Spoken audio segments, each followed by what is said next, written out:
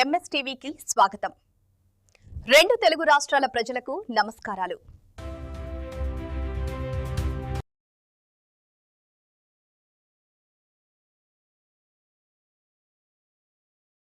MS media ఈరోజు లచ్చగూడెం గ్రామం కొమ్ముగూడు తండాకు వచ్చాం. ఇల్లందు మండలం. ఇక్కడ సర్పంచ్గా గెలిచినటువంటి మీ పేరు లక్ష్మణ్ గారితో ప్రత్యేక ఇంటర్వ్యూ చేయబోతున్నాం. నమస్తే సార్. చెప్పండి సార్, మీరు ఏ పార్టీ తరఫున గెలిచారు? మీకు టికెట్ గెలిచినందుకు ఏ విధంగా ఫీల్ అవుతున్నారు? నేను గ్రామ ప్రజలకు ఏమని సమాధానం చెప్తున్నారు? అందరికీ నమస్కారం. ఎంఎస్ మీడియా వాళ్ళకు అందరికీ నమస్కారం. నేను ఇండిపెండెంట్గా గెలిచించినందుకు అందరికీ ధన్యవాదాలు. జీపీ తరఫున జీపీ ప్రజలందరికీ ఇండిపెండెంట్ గెలిపించినందుకు చాలా. అంటే మీరు ఇండిపెండెంట్ గెలిచారా? ఇండిపెండెంట్. ఎన్ని ఓట్లు గెలిచారు? 55 ఓట్లు గెలిచారా?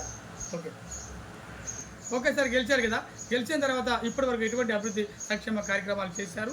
భవిష్యత్తులో ఎటువంటి అభివృద్ధి కార్యక్రమాలు చేయబోతున్నారు? ఇంకా ఈది లైట్లు ఇంతకుముందు లేకపోయేది. వీధి లైట్లు మొత్తం కొత్తగా తీసుకొచ్చి కొత్తగా ఫిట్ చేయడం జరిగింది. ప్లస్ అదొకటి చిన్న ఈది లైట్లు పెట్టడం జరిగింది. అది ఇంతకుముందు బల్బులు పెట్టారు, వెలుతురుగా లేకపోయేది. జీపీ మొత్తం చీకటిగా ఉండేది. మనం గెలిచిన తర్వాత మన ప్రజలకు కొంచెం వెలుతురుగా చూపెట్టాలి, కొత్తదనం చూపెట్టాలి అని చెప్పేసి మొత్తం 50 వాట్స్ లైట్లు మొత్తం ఫిట్ చేయడం జరిగింది. Plus drinking water pipe line ఆడ డ్యామేజ్ ఉన్న అవి చేయించినాం. Drinking water చేయించినాం. ఒక 2 రోడ్లు చేనికి పోయేటని రైతులు చాలా ఇబ్బంది పడేది. అన్నీ ఒక 300-400 ట్రిప్పులు మూడం తోలి అవి ఒక 2 రోడ్లు చేయించాను. ఇంకా కొత్త చేయాలని చెప్పేసి ఇంకా ముందుకు పోవాలని చెప్పేసి ఆలోచిస్తాను. గత పాలకవర్గంలో ఎటువంటి మైనస్లు ఉన్నాయి, దాన్ని మీరు ఏ విధంగా మీరు సరి చేయబోతున్నారు?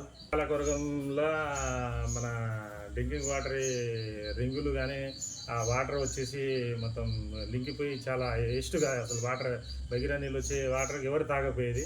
ఇప్పుడు మన పాలకవర్గం ఏర్పడిన తర్వాత మనం గెలిచిన తర్వాత నుంచి ఆ వాటర్ అనేది ఎక్కడ లీకేజ్లే కాకుండా నీట్గా చేసాం.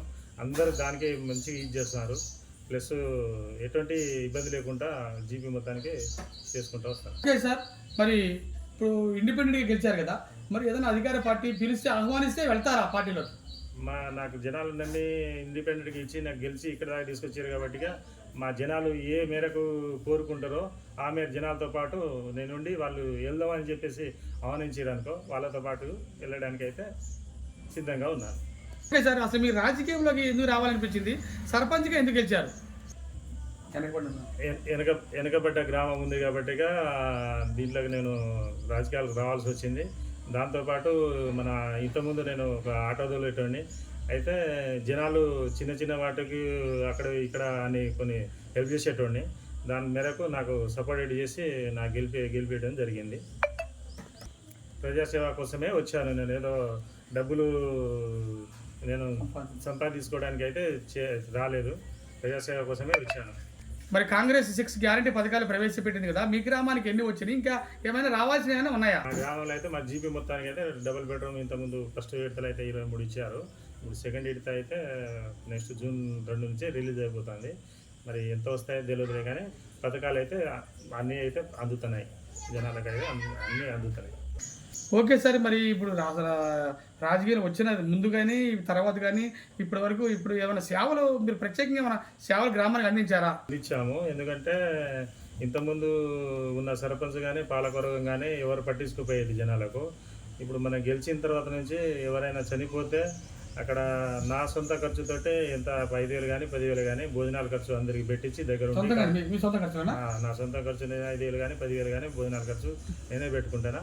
ప్లస్ మా జీపీలో లచ్చగూడెంలో అయితే 25,000 రైస్ ఇస్తాను. ఎవరు చనిపోయినా కానీ 25,000 రైస్ ఇస్తాను.